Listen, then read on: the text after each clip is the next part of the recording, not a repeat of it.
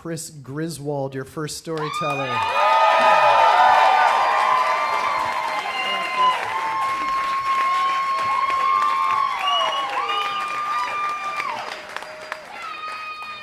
This is scary. That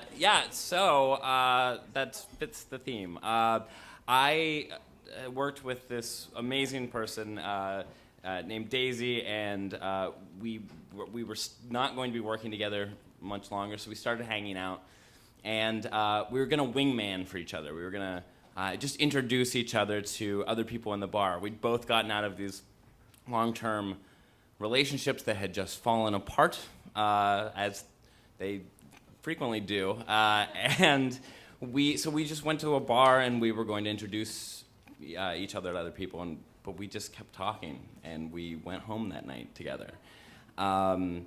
And then it just kept happening and and we kept saying we can't do this. Both of us were terrified of feeling anything, and so it was so scary. We went on a trip to Goddard Space Flight Center in Maryland, and we both have a love of space flight, and and we got to eat lunch with astronauts and all this stuff, as you do. And she had made a playlist that we both loved listening to, and we drove and we talked and sang, and she kept saying, "You keep looking at me funny. Why are you looking at me like that?" And I already knew. And it was so scary. It was just terrifying to me that I loved her already.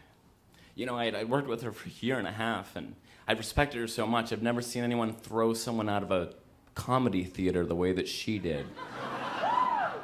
It's something to behold, and it was weird. All of that respect had just become love, and it was terrifying. And it was me just trying to hold on and not tell her how I felt because I didn't want her to run away. I lasted 3 more days, and we were in my bed, and I told her, I love you, and she said, "You would say that."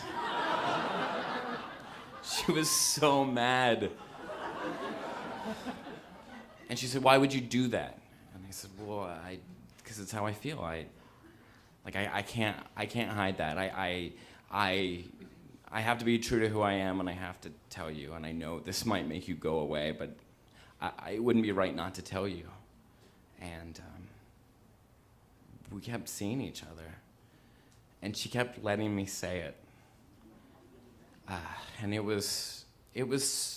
just never stopped being scary, because she could have left at any time and told me, "This isn't what I want. I just got out of something," and it would have been completely understandable. And the whole time, I knew I would never tell anyone to do what I was doing.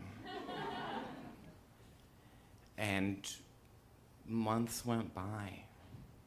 We just kept going on like that. And it was March, and I'd say, "So do you want to go to the beach sometime?" Just, putting it out there.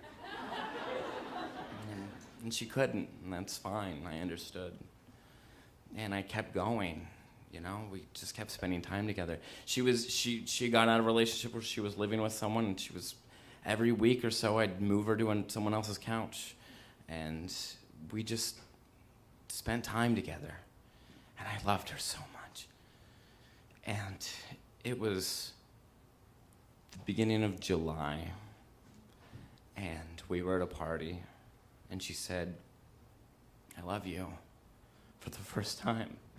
It had been 4.5 months, and it was an amazing experience to hear that finally. And, it's a year later, and I'm sitting next to her tonight. We're planning to move in together. Okay, look. I have never wanted anything more in my life than this woman. I want to be a writer, and I want to be a comedian. These things are important to me.